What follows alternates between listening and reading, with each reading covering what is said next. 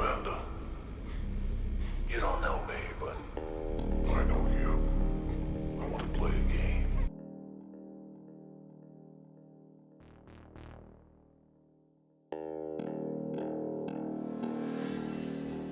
Welcome back to the Hiding for Horrors podcast, where we review horror movies and horror franchises. I'm Mark, I'm Tawan. I'm Maria. and today we are reviewing Saw, released in 2004, directed by James Wan, and screenplay by Lee Winnell. Maria, can you give the people the plot summary? Photographer Adam Stanite and oncologist Lawrence Gordon regain consciousness while chained to pipes at either end of a filthy bathroom. As the two men realize they've been trapped by a sadistic serial killer nicknamed Jigsaw and must complete his perverse puzzle to live, flashbacks relate the fates of his previous victims. Meanwhile, Mr. Gordon's wife and young daughter are forced to watch his torture via closed-circuit video. So, Saw, I'm pretty sure this is none of our first time watching this movie. This is a classic movie that kicked off a whole new genre of horror movies, and it brought us back to James Wan and Lee Winnell, who we just left with the Insidious franchise. But Maria, what were your first thoughts when you first Saw? Um, well, I mean, I personally really like the movies. I really liked the first movie. I feel like it's a really great start to the franchise. Um, I don't know. I think it's really good because I feel like you don't really know what to expect from the movie. It is. I mean, watching it again, it is a little cheesy, but I mean, it's from 2004, so I mean, I guess you can't really expect much. But I don't know. I think it's really good. Like, I think when I first saw it, I was like automatically hooked. And watching it again, I mean, I've seen it a couple times already, but watching it even today, I was like, I was still very like into the movie. What about you, Tuan? Yeah, this definitely wasn't my first time seeing this movie. I've definitely seen it a good amount of times over the years, just either through rewatches or just random videos about it, stuff like that. Um, it's one of those movies that's stuck with me. I guess is like just as a horror viewer in general, because I do like a good mystery in movies that I watch. So I think that's like one of the reasons why I did like Saw, because you're trying to unravel it at the same time as these characters.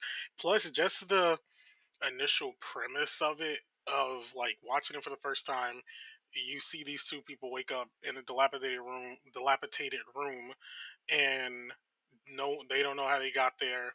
They're chained up, and then they listen to the tape, and it's like instantly intriguing after that point. Like you're like, oh shit, like what's happening here? Like how did they get here?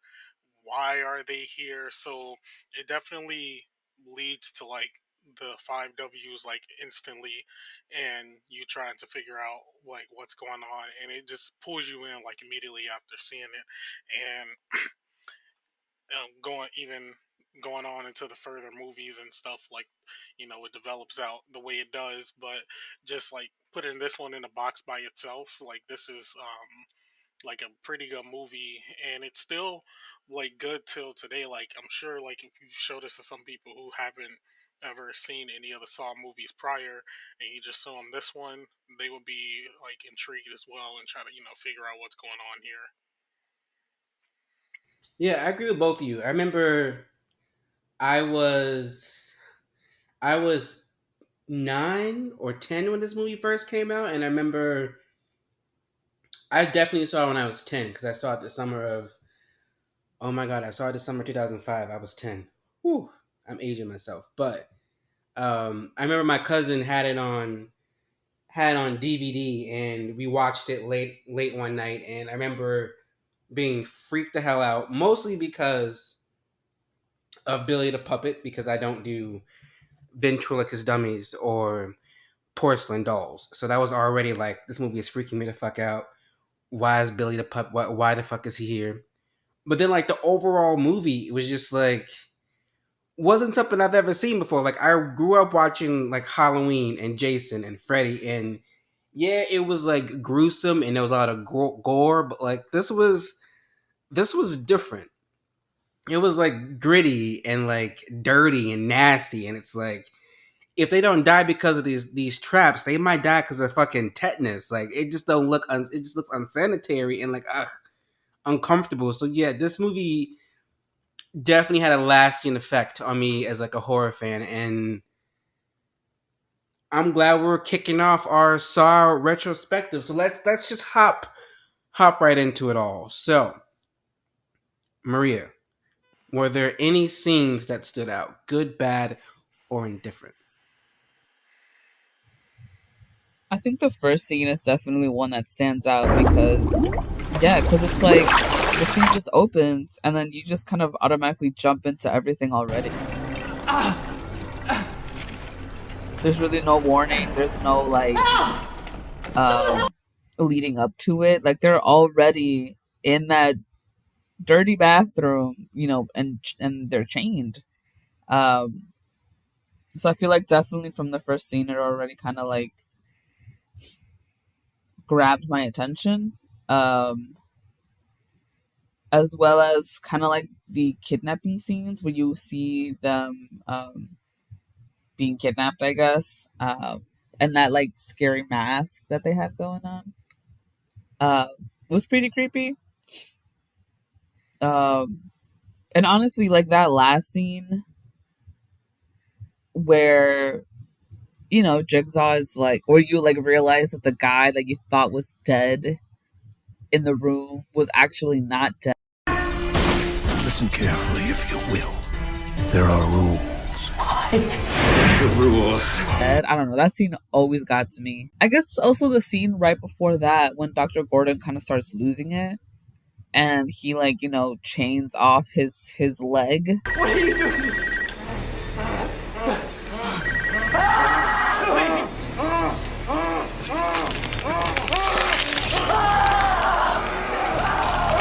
And you see him just kind of like, I mean, I guess you assume, right, that he's kind of going insane, and then she shoots at him. And it all just happens so fast until you realize that, like, he didn't really mean. I guess he definitely meant to shot at him, but definitely didn't mean to like really, kill him. Which I kind of feel like even in the moment of him, like cutting his foot off, he was still like, I'm not gonna kill this guy, which I thought was cool. Um, yeah, I think it's just those scenes that stood out. For me, scenes that stood out in a bad way were it was too many flashbacks. It was too much going on. The flashbacks, while they helped tell the story, it was also kind of distracting. Like within that bathroom or whatever they were, it felt like claustrophobic and closed in. And I feel like the more flashbacks they showed, the more open it became, and it's like I wanted it to stay confined in that room. But I don't know. It's kind of tricky because the flashbacks did help fully flesh out the story, but I felt like I don't know. You also could have took them out and just kept it very isolated. But that's just me. What about you, Twine? Any scenes that stood out? Yeah, I agree, Maria, in that the one scene that always stands out to me is just that ending, like the ending montage um, where we see John Kramer get up from the ground and, um, like basically revealed that like he was alive and that body wasn't like dead the entire time, like he was there, um, with them and not like moving what was cognitive or what was going on. He just had like the muscle relaxers or whatever applied to him. He gets up and talks to Adam and does like the little iconic game over as he closes the door on him. Like that was always just like a crazy scene because not like on the first watch, like nothing can prepare you to think that that's going to happen. Like of anything that's gone on so far, that would have happened, and I definitely feel like that's like seared in my head. It's one of those like really good scenes. So I don't think there were any more that I more so liked. I do.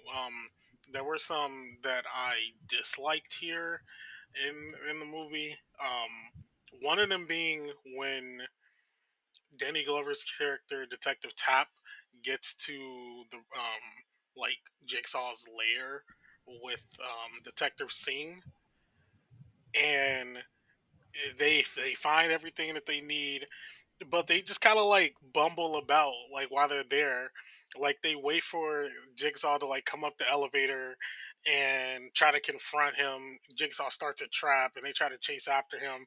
Like it was all a jumble mess. Like they should have immediately just tried to handcuff like Jigsaw once like they came up. Even if they didn't know, like as much like police like randomly do stuff to people who they don't even know if they're like the person they're looking for. I mean, in this situation, that seemed like the best thing to do, and they didn't do any of that. And uh, Detective Singh ends up getting killed because of the shotgun trap, and Tap is sliced in the neck, which should have killed him, but it didn't. Which leads me to another scene I didn't like, was him getting killed because he got sliced in the neck and survived, but that one gunshot took him out, and I was like, okay. Yeah, I agree with what you said because they could have at least hid near the door, you know, like they could have hid near like by the elevator, really taken him by surprise instead of yeah, like they were kind of just They had like, around. yeah, they were really just like there, like what was what was going on?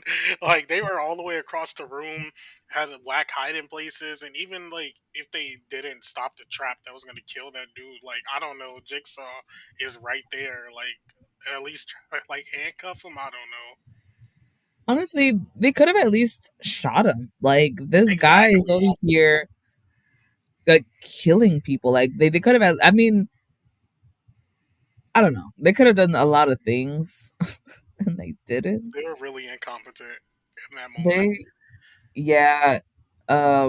But something I also wanted to bring up that Mark actually reminded me of was the flashbacks. I feel like if you're watching this movie for the first time and you have absolutely no idea about the franchise or what's going on, I feel like the flashbacks won't make sense. You know what I mean? Hmm. Like you kind of see at the end that oh, it was, you know, John who did this. He's Jigsaw. But I feel like if you're a first time viewer, you're kind of like, who's John? Like, why is John doing this? Like, what's going? You know what I mean? Yeah, You and kind of we definitely get worse as we go on.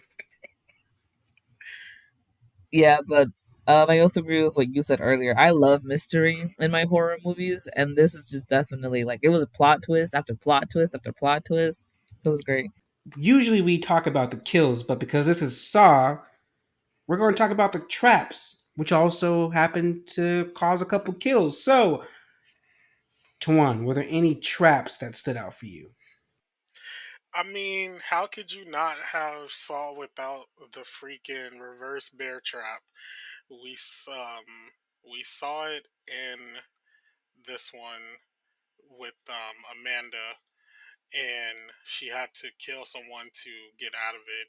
Now she didn't die in the trap, but we saw what it was capable of on that mannequin head in the movie, and what would have happened to Amanda if she wasn't able to get it off her head. But it's just so iconic. Like it's become like the like Saw trap if they even brought it back so many X amount of times or whatever. And it's just one of those things that like I feel like most people, if they may not know about like Saw, they may have seen or know like maybe about the reverse bear trap. If you ask like a random who's seen these movies about the trap, so that's one that definitely like sticks in the head. And I mean just the general like game or trap with Gordon and Adam in general, because it's not like a test of like like strength really, like how some other ones are, so we kind of go along the way, or like waiting. It was really them trying to figure out, and also just the will to live, which we saw with Gordon towards the end. For me, the dumbest trap was the trap that Adam was in, because there was no way he was going to get out if he's waking up and immediately the fucking key falls down the drain like that. Oh That my god, trap is yes. that trap is stupid. And then okay, yeah, I don't want to jump ahead to the other movies, but like that trap is stupid. And then when you find out like why that trap is stupid, it makes me so mad. But what about you, Maria? Were there any traps that stood out for you? I agree. Okay, well, yeah. So the bear trap is definitely a really iconic one. Um, Also, I think the trap with I think it's like the scene where you kind of first meet the two detectives and they're going down like a basement and it's like a guy who like basically ran through uh barbed wire, I think it was. And it kind of talks about how, he was trying to take his life, but then I guess like in the recording he's like Jigsaw was kind of like, were you really trying to take your life or you were just doing it for attention? But now like you're gonna have to cut yourself in order for you to live. And you see him tangled up in everything and you see like his stomach split open and it was just I mean, I do personally think it was probably also not a very great setup trap, but I also do agree with what you said, Mark, about how Adam's trap was stupid because I guess not wanting to jump to the other movies, but he kind of basically never had a chance, Yeah, like, you're right. You're you know what definitely I right. mean? And like, okay, well, I guess we'll talk about this later, but yeah, and I feel like that trap was kind of dumb, and I think that's it actually. And I just want to add in on there, like, I feel like anybody who would have been in that situation, that, like, where Adam is specifically woke up in, like, the tub, like, nobody, like, obviously you don't know what's going on, so there's no way that, like, you're gonna be, like, immediately calm in that, and just not try to, like, jerk up, see what's happening, stuff like Nothing's going that. to register to you because you're freaking out. Literally, so, like, there's no possible way that he would have been able to get the key. What about kills? Were there any kills that stood out to you guys? Uh, Probably just Detective Singh, since he did die by the like the shotgun trap. Because honestly, it wasn't.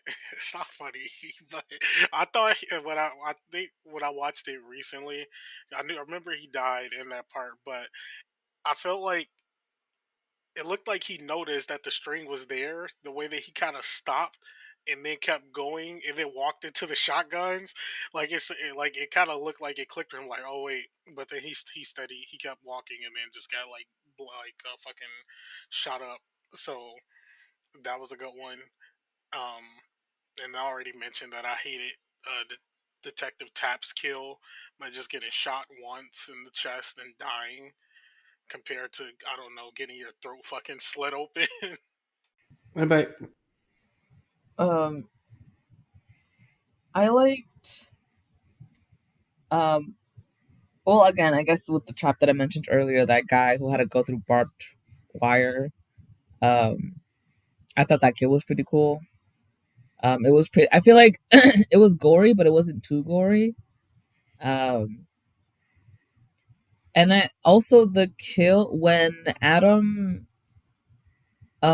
beat that one orderly to death. I forgot what his name was, but I thought that kill was. I mean, the kill itself wasn't like over the top. It wasn't crazy, but I think what led up to that, with like Dr. Gordon losing. I mean, I guess what you assume he's losing like his mind a little bit, and then he shoots Adam. And then when it kind of looks like, the orderly was also going to kill Dr. Gordon, and then next thing you know, it turns out Adam isn't actually dead, and then he like beats this other guy to death. I think that's why that kill stood out, because it was like one thing, then another thing, then another thing, then another thing, and then this guy's dead. Well, let's move on to the characters. Let's start with Amanda. Tawan, what are your thoughts on Amanda? Never liked this bitch, Amanda. um, I will give it to Amanda that she got out of her trap in the first place, but as it does go along in like other games and stuff in other movies, I mean she probably had like one of the easier ones out of most people in these movies because all it required for her was to kill someone else and get the key out of them. So for her, like, not saying like it's super easy to just like have to like kill somebody, but compared to what others have to deal with as we go along, um, besides like having to do that, she didn't have much other like input on herself in that like trap or whatever, and I just kind of feel that she kind of got the not like the easiest way out for a jigsaw victim, I guess you could say.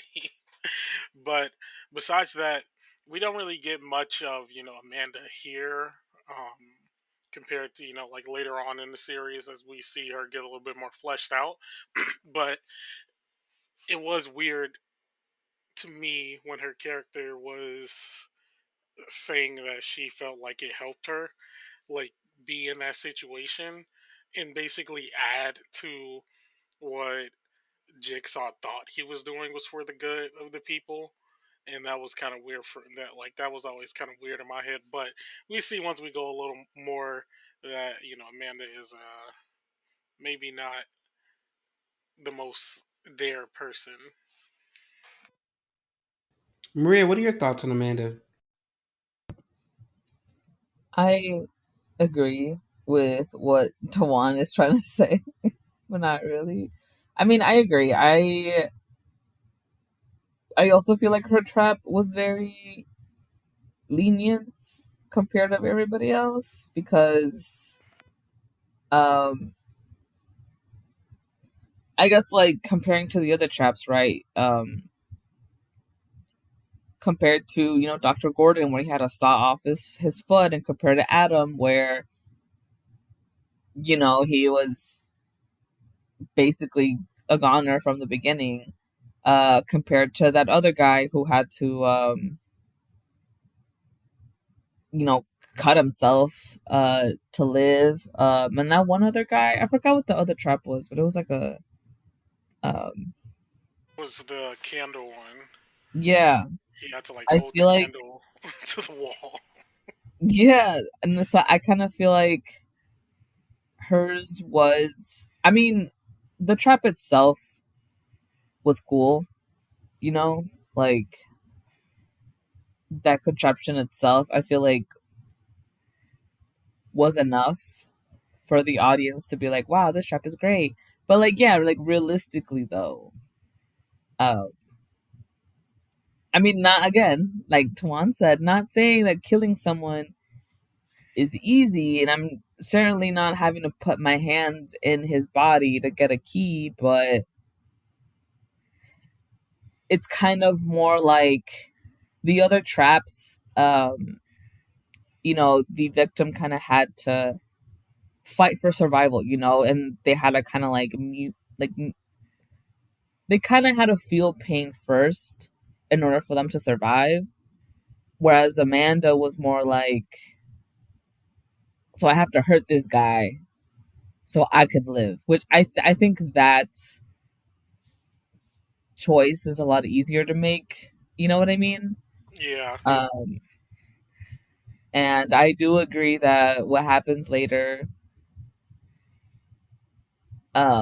in the series kind of changes my opinion on Amanda.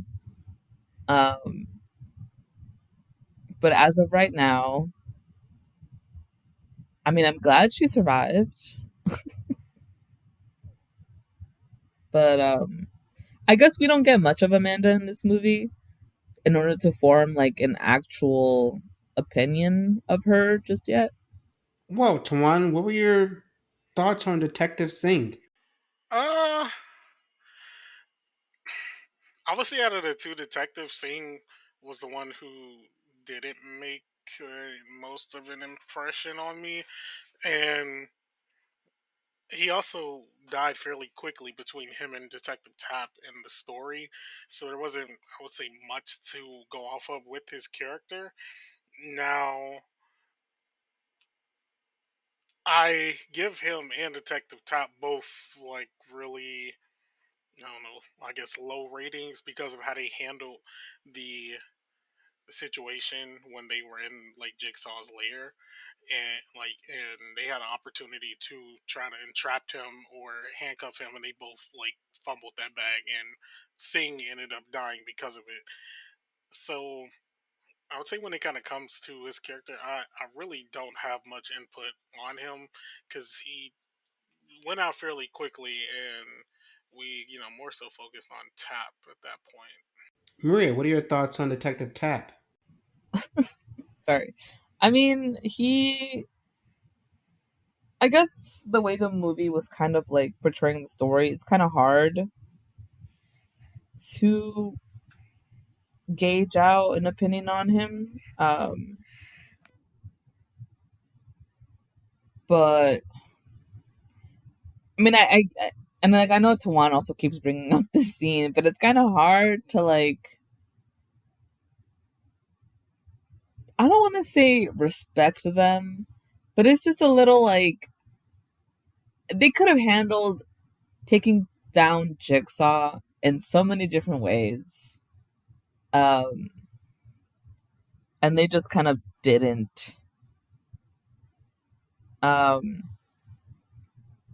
and I think another thing too was when Tap was um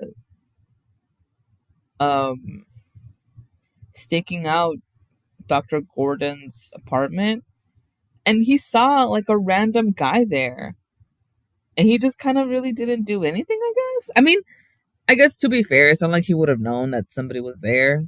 um I think at that point he was not a detective anymore, if the timeline I'm thinking of is correct. He was already kind of like taken off the force. But I just feel like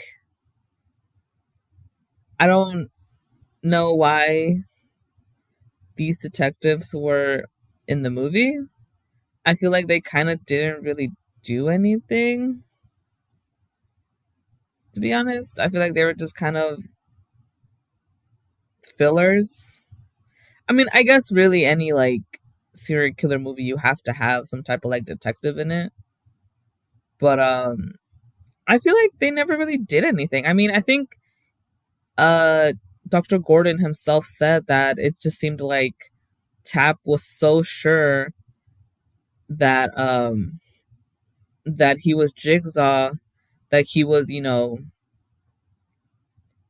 surveying him and following him and paying other people to follow him, that it's kind of like, I mean, he could have done so much other things with his time. You know what I mean? I think at that point he just kind of became obsessed with Gordon because of what happened with his partner.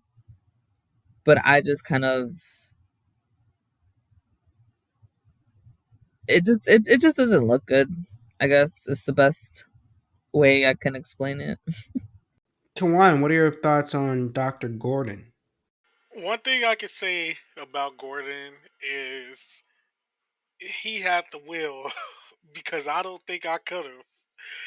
He had the will to live when when it all came down to it, and decided to cut his damn ankle off, and well, cut the rest of his leg off and get out of that room. And that I will always give his character props for, because I probably could not have done that. I probably would have been Adam in that situation, to be quite honest with you. But the way that Gordon's like story is put together for his character, and this is where I will agree with Mark in regards to like the flashbacks and stuff and how they use them. It's kind of like they zoom out a lot with certain things. Like you'll see a piece of something in Saw, and then they'll do a flashback and zoom it out, and now we got another character here in the flashback again, and now like it's like the whole piece now.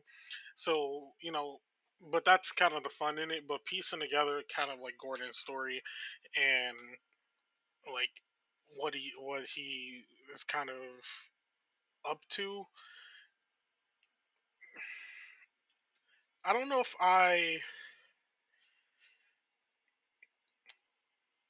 trying to think because I don't know if I would consider him one of those like people that should be in like a jigsaw type of situation. Like I don't really think his character really did any like the worst thing that he like could have with given why like Kramer decided to put him in here. And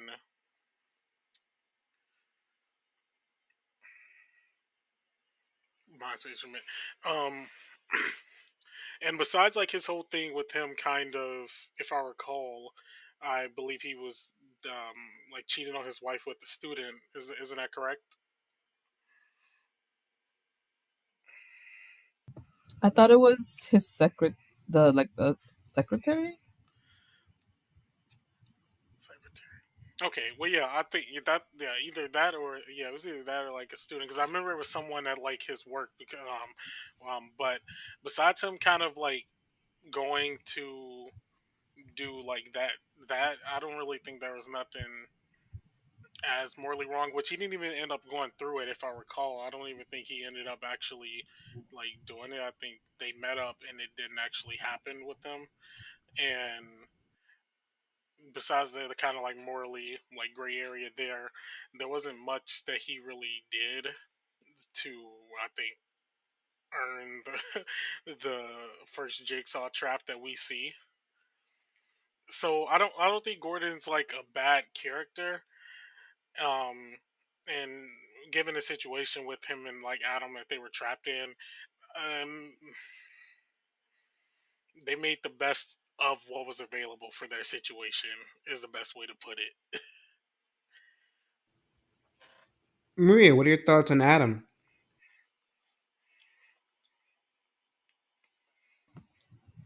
I also kind of feel like,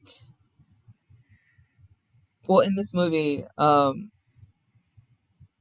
it just seems more like Adam was a bystander more than anything. Like he was just stalking Mr. Gordon, and that's something he was being paid to do. So from this movie, you're kind of confused as to like why is he here? You know what I mean? Because I mean, yeah. So in this movie, you don't really get much of like his background, and it's just kind of like confusing, I guess. As to like why Adam is there, and especially because he doesn't really seem like a bad person.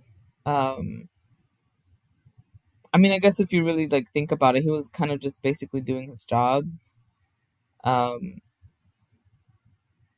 and I mean, I guess I know that a lot of like the media portrays, photographers and like paparazzi and stuff like that as like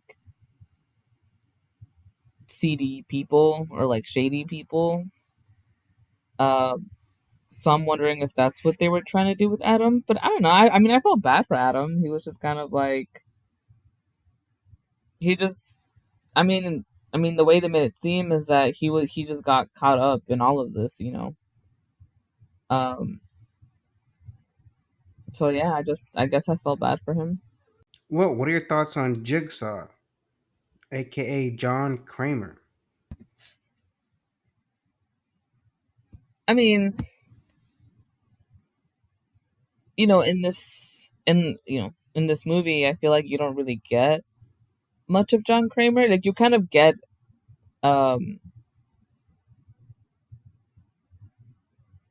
like more, I guess, like, so in the end you kind of do get more of a reason of why he's doing what he's doing, but it's like it's not information that you get right off the bat. It's just kind of, what you get after, so it's kind of hard to really like relate to him or really like um I mean, like, he says that, he's doing it to people uh who don't who aren't grateful of like living, but then you're like confused as to like why Gordon, why Adam, why the orderly. um I mean, he's smart and um very cunning, I guess, for these traps, um and like basically setting everything up in order for them to go the way that he wants them to go. But I think I mean, and like, I know it's like it's like a whole movie, right? But it's barely the first movie of like the whole franchise, and I feel like you're literally like on the tip of the iceberg of what is John Kramer. You know what I mean? Or Jigsaw. I get that, but my whole point, like watching this first movie, is just like the motivation isn't there. Like, who the fuck made this guy the moral compass of the world, and he has to punish those who don't deserve to live? Literally. Because you're dying of cancer, you get to judge people. I mean, you have no idea why that person is cutting. You have no idea why that person might want to screw his student. Maybe his wife is a fucking bitch. Is she crazy? Like, like, why is John Kramer passing judgment? That part always, like, that's like my main sticking point. I'm like, who the fuck appointed you, sir? It's What about really you, a problem. Tuan? What are your thoughts? Yeah, it's really a problem, and like that's I would say that's one thing that I probably like about the Saw fandom is that most people like that don't agree with the way that fucking Jigsaw or Kramer like heralds himself as like this like righteous person doing things for good to like turn people into like good like characters, which it even gets brought up like later on in certain other movies once we get there in the franchise. But yeah, I definitely like don't agree with like his like ways of trying to like shift people into these like I guess good citizens or whatever he deems as like a good citizen because like Amanda did drugs or was self-harming or something like that. Like, okay, like that's not for you to be the judge, jury, and executioner on. Like that makes no sense. Like there are like like some people, like there's like very few as it goes on who kind of deserve a bit of their fates, but most don't, especially to this extreme. Like what is like not Amanda, but like any of the other traps in here had somebody survived, like the guy in the why am I forgetting it? The barbed wire. The guy in the barbed wire, or the guy who survived, like being covered in like that flammable gel, and he caught on fire. Like, okay, those two survived. Now what? Like, you just gave them PTSD for life. So now they're about to like what do you get? You're not giving them nothing else but trauma. Nobody's learning from that. It's not like a learning experience. It's just flight or flight, live or die type of thing. So I never agree with the moral grandstanding of John Kramer, and definitely would disagree with that if any like body ever tried to like say that that's like a good thing. Not of course like not y'all, but you know. Well, we've come to the end of our character section, but we are not done with the podcast just yet because Tuan has to give us the behind the scenes info and facts. Tuan? Yes. So Saw the 2004 had a budget of 1 to 1.2 million, and it brought in the box office of 103.9 million. A couple of interesting facts about the movie. The creation of the franchise was influenced by the low budget approach of the Blair Witch Project. Saw co creator Lee Winnell once stated, "For James and I, Saw began back in 1991 when we first watched Blair Witch." The movie started as a short film. James Wan and Lee Winnell wrote the story in 2001 and made a short film of just one scene to shop around Hollywood. The short eventually caught the eye of a small studio, Evolution Entertainment, who picked it up and later formed into Twisted Pictures horror division after the movie's commercial success. The film was originally going to be filmed through the perspective of security camera in an elevator. Director James Wan wanted the camera movements to reflect the two main characters' emotions and personality. He filmed Dr. Gordon with steady, controlled shots, and Adam as handheld shots to capture the emotions of their situation. In order to make the actors feel what the characters are going through, all of the bathroom scenes were shot in chronological order. The film first received an NC-17 rating because of its lighting and sound. Saw was only meant to be a demo reel, reflecting back on a revelation that the sequel was a possibility. Wan said, "We literally let the bad guy open the door and then close it." In the original concept for Saw, there was no Jigsaw. The character of Jigsaw was a result of migraine headaches. After film school, Winnell was working a job he disliked where he began having terrible migraine headaches. Convinced that he that Convinced that he had a brain tumor, Winnell went for an MRI and began fantasizing about what he would do if he was told he would only be given a limited amount of time to live. He later applied this to Jigsaw, pondering what a psychotic person would do if they only had so much time, and what his victims would do if they were placed in even more dire situations. Some critics' reactions: the film currently sits at a 50% on Rotten Tomatoes. Entertainment Weekly gave the film a B minus, calling it derivative and messy and too nonsensical for its own good. That's that's still a good rating, but they kind of trashed it. Uh, the New York Times gave a mixed review, saying the film does a better than average job of conveying the panic and helplessness of men terrorized by a sadist in the degrading environment, but it is still not especially scary.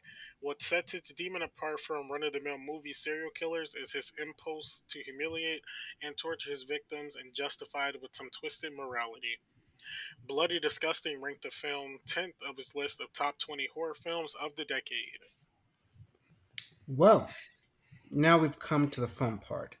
Maria, Tuan, do we cash or pass Saw? Maria? Or Tash. Um, I really like these movies, and I really like the first one is definitely one of my favorites. Um, I really like the storyline. I like how it sets up because it's just a series that you kind of have to watch all together. Honestly, and I also really enjoyed the music. I didn't realize that till today, but like I feel like the music really fits the movie well. Like it fits the vibes that they're trying to give you. Um, and then again, I think like I mentioned earlier, it's literally like twist after twist after twist, and it's like I don't know. I think it's really good. I think it's a movie that kind of still stands today. Um, it's definitely a movie that you can just talk about. So I cash. Tuan, do you cash or pass? I will give Saw a cash. Will say it definitely, out of all the ones in the movie, it is not my favorite, but it still holds up, and is the introduction for where we go from here. And I do feel it's kind of essential viewing, because with the way these movies go, as time goes on, they go back to a lot of things. Like even the like six or seven and seventh movies are like going back to the first one. So I feel it's essential viewing to kind of set you up for the rest of them.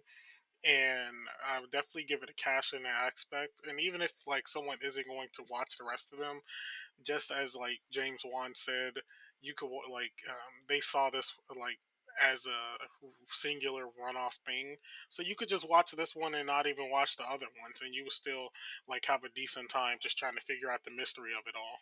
And for me, it's a cash. Just kind of like what I said at the start.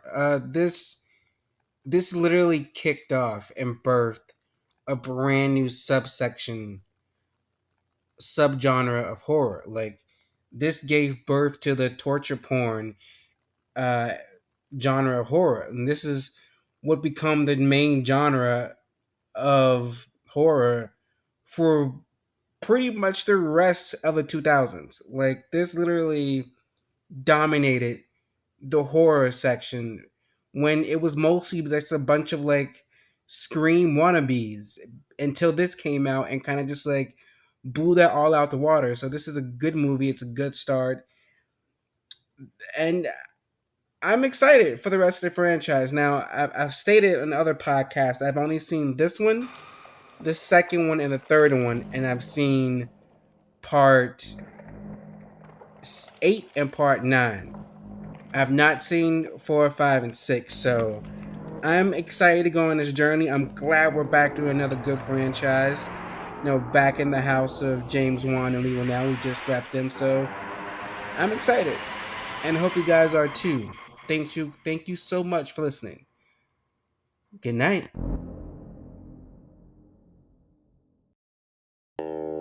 If you like this episode, please be sure to check out Haddonfield Horror's past reviews from big franchises like Halloween, Friday the 13th, and the Chucky franchise, or one-off reviews like Us and Midsommar.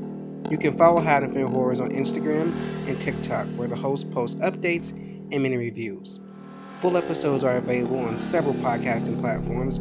If you're listening to us on YouTube, don't forget to please like and subscribe. Haddonfield Horror is produced by Mark Smart, Maria Perez, and Tuan Griffin. Edited by Mark Smart. Theme by Lethal Injections. The Haddonfield Horrors podcast is a Letters to Media production. Should we do an intro?